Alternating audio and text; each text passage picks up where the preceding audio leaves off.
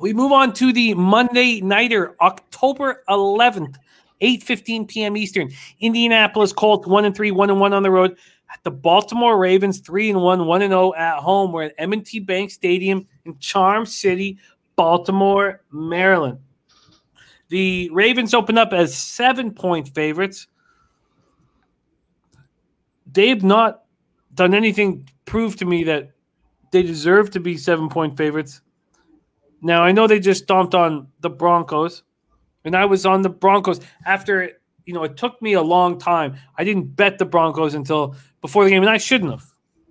I shouldn't have, just because the 80% of the tickets were on the Ravens, but then like 88% of the cash was on the Ravens, and I should not put myself in that spot when I know that the bigger bets are coming in on a certain team.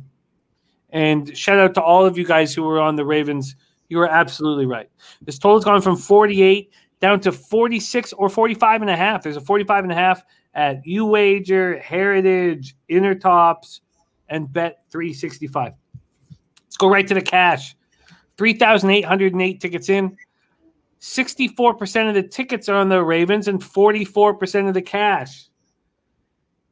Man, it makes me want to bet these fucking Colts right now. 61% of the tickets are on the under and 63% of the cash. Break it down. Colts coming off their first win of the season, 27-17 at Miami. Carson Wentz had lost 7 straight starts. They dominated that game. They outgained the Colts 226-15 over the second and third quarters. Carson Wentz, 24 for 32 for 228 yards, 2 touchdowns, no interceptions. Michael Pittman Jr. caught 6 passes for 59 yards. Zach Pascal caught 4 passes for 44 yards. Mo Alley Cox caught 3 passes for 42 yards and 2 touchdowns. Jonathan Taylor, I thought he was vulnerable in this spot after getting his knee drained. Ran 16 times for 103 yards, 1 touchdown. Darius Leonard, 8 tackles, 1 for a loss, 1 pass deflected. Colts got 3 sacks, 4 quarterback hits. Indianapolis had allowed 421 yards rushing in its first 3 games. 140 to Seattle, 101 to the Rams, 180 to the Titans. Against the Dolphins. And we know the Dolphins have a very weak running back crew. They gave up 35 yards on 16 attempts. Quentin Nelson missed his first game of his career. He's being placed on the IR with an ankle injury. Safety Kari Willis, cornerback Rock Yassin, offensive tackle Braden Smith, and defensive end Kwity Paye all missed the game last week. Their list is questionable to go this week. Ravens come in to the Monday Nighter off their 3rd straight win, 23-7 in Denver.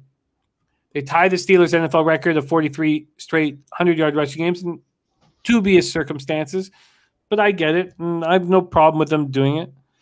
Broncos went all out trying to stop Lamar Jackson from scrambling. That was all Fangio, I think, was just trying to stop this 100-yard streak. While it worked, he ran for just 7 times for 20 yards. He beat them up through the air, 22 for 37, 316 yards, 1 touchdown, no picks. Only twice in his NFL career has he ever thrown more passing yards than he did, and only once in the regular season. Marquise Brown caught 4 passes for 91 yards and 1 touchdown. James Prochet caught 5 passes for 74 yards.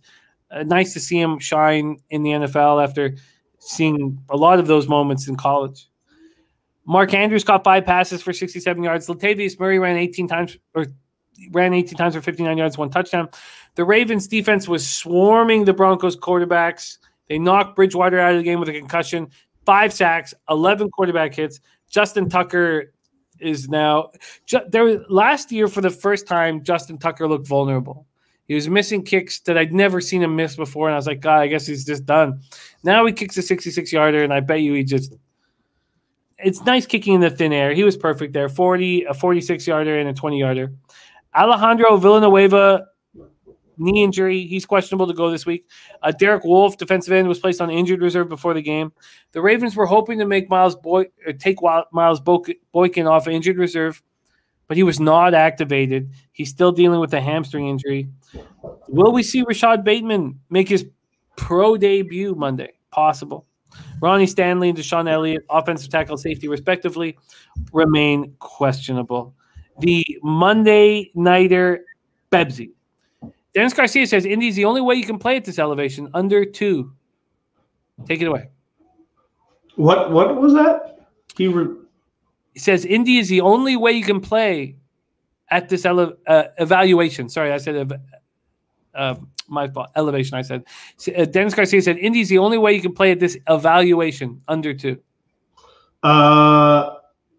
Yeah, I'll it's nice to know Dennis and I are back on the same page here. I think it's Indy or no play here. I think it's a flat spot for the Ravens. And man, this Colts team was supposed to be better than they've been. They're better than a 1-3 record. Jimmy, I think you're absolutely right that Fangio cared too much about stopping that record. And if you need more proof, if you watch that sideline cam, Fangio wasn't mad that they ran a play until he got the yards. And then Fangio lost his shit.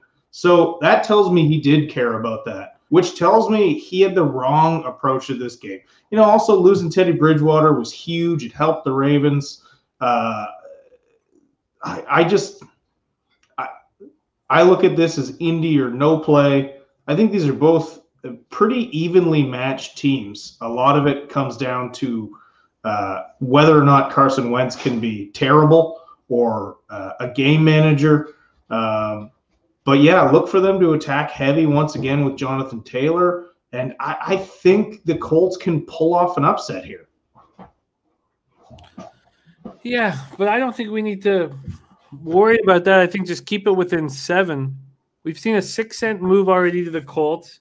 We see a ticket spot where we have 36% of the tickets on the Colts, but 56% of the cash.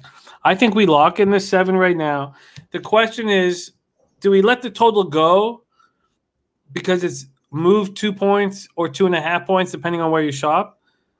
What do we do with this total? Opening up at 48, now down to 46 at Pinnacle. I mean, I'm surprised it opened at 48. For anybody who got the under at 48, I'd love that. But this still screams under to me. I don't see a high-scoring affair here. Do you? No, I definitely don't. Watching, which again favors your cover. The Colts just can't stretch defenses. I mean, if Pittman Jr. is the best receiver they've got, he can barely do it.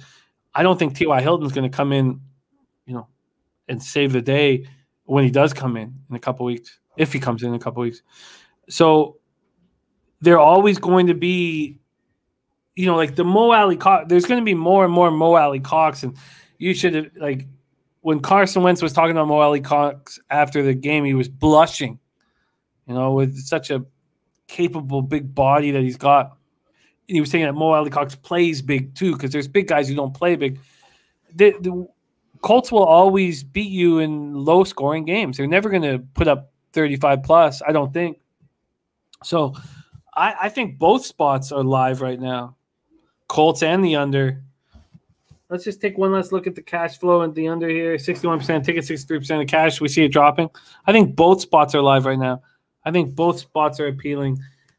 Bebsie, I'm just going to quickly take a look at this weather here. Baltimore weather on Monday.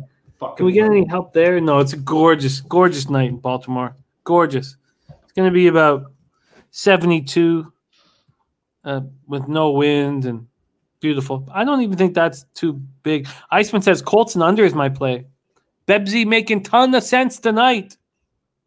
That's Iceman. Bebsie, are you going to make anything official here? Thanks, Iceman. Appreciate it. No, I'm going to hold off. I want to look at this game more. I got a question mark beside like 7 plays right now. Of course, I'm not going to move on all of them, but expect me to move on some of them. Well, I'm going to move on the Colts for sure here in a second, and I'm very interested in this under. It'll take a little bit more time.